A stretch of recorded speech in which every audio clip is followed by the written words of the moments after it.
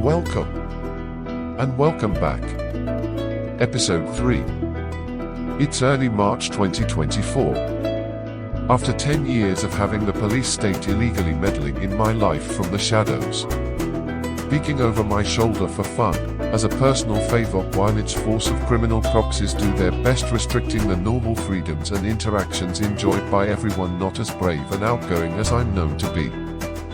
It's becoming clear I am one of a kind. The toughest nut to crack, the unassumingly perceptive one who hasn't fallen to the system of a shadow totalitarian infrastructure and its capability. As you'll see, my style of content has been influenced by my far from average experiences. This led to quite serious questions and critique on the current status of our society. Now I can recognize the many signs. So-called terror incidents, well, so-called because the culprit has always had extensive contact and been well known to security and health services, with a hard luck storyline able to fit nicely with the quite easily replicated narrative, telling us how unfortunately the system failed the victims. Now ask yourself, how many times have we heard a variation of that?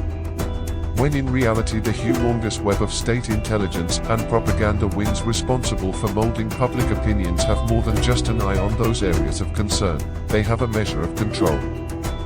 Along with the legislative power to spy on anyone at any time, total and technical surveillance infrastructure, all pushed through Parliament after the history of such terrible incidents. I recently learned about the armies of psychologists who run so-called spontaneous acts of kindness throughout the country after such incidents.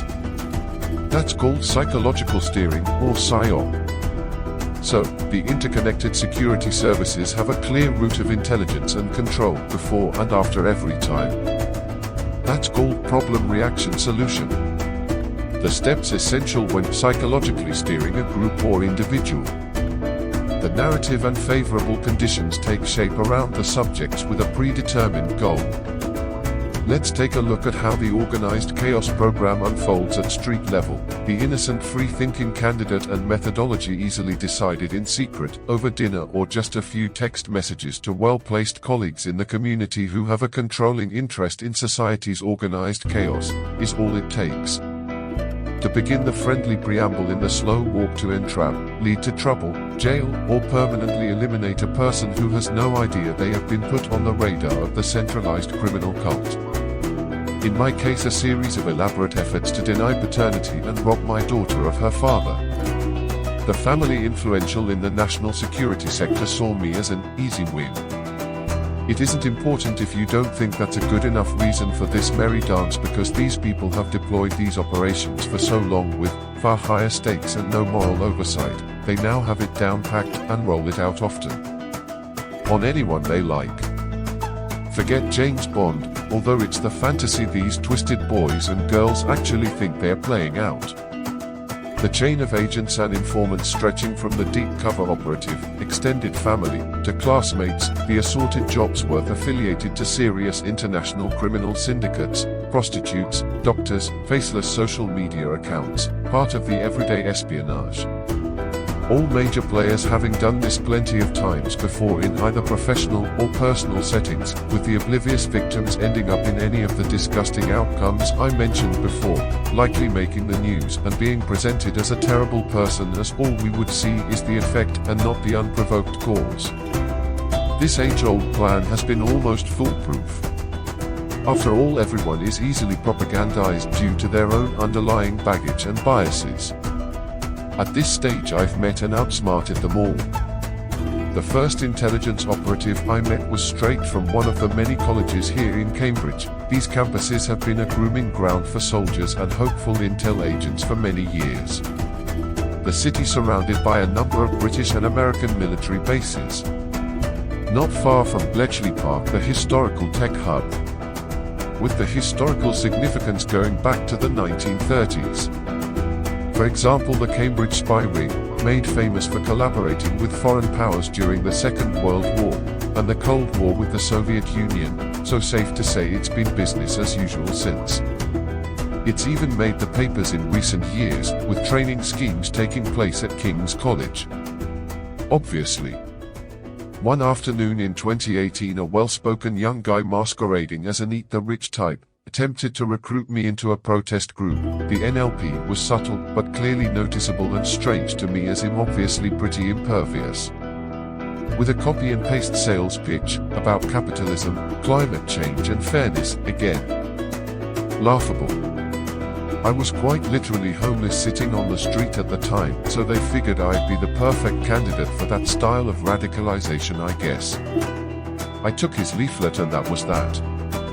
Not knowing I just sidestepped the intelligence agency-controlled opposition that grew to be world-renowned Extinction Rebellion. Next, 1 year and 60 miles later did take me by surprise back then. The conditions were almost perfect. In 2019, I was homeless in the super-rich home of Formula One racing, Milton Keynes.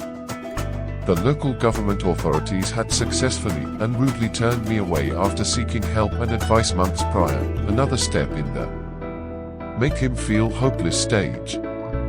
So in steps the chatty Islamic operative, with tales of his great street credentials in London. This guy, more than likely just a police informer laying low in a new area. He suggested I come to the mosque to get a shower and some free food. It was during Ramadan, so the local Muslims meet for a celebratory meal each evening after fasting through daylight hours. I didn't take up the offer for a while. I'm tried, tested, hardened and capable of surviving in any environment, so to pass on a vegetarian dinner was no big deal to me.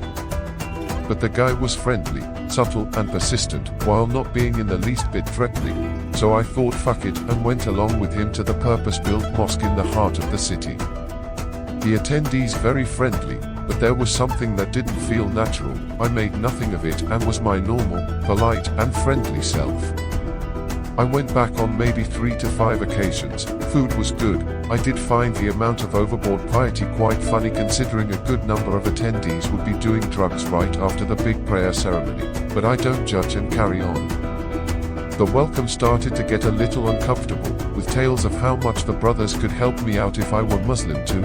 I gave it a quiet thought, but not my thing to be honest. Then the informant dude formally suggested I join and become a Muslim. Yes, they like to convert people, but with the road of manipulated bad intentions already behind me, I had the same unconscious sixth sense. I was quickly introduced to the leadership as the new brother, shown the process to be taken upon entry to the prayer rooms. I declined to go all the way as far as the conversion procedure. I'll revisit this experience in upcoming episodes. I now know Islam in Britain has become a perfected tool for the security services. In the wake of the dubious 7/7/2005 incident, the details surrounding the event never making the mainstream, due to the very sketchy bundle of events before, during, and after. The government then created a number of community programs which led to extending ties into communities from the Middle East and Africa, to cozy up to them with largely enclaved communities here in Britain and Europe.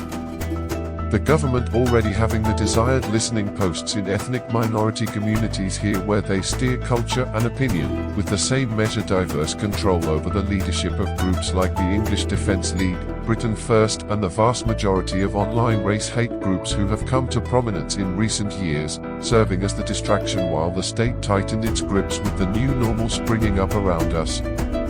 The web of operatives giving the go-ahead for everything from protests, movements to waves of crime, like of which is being allowed across the country right now.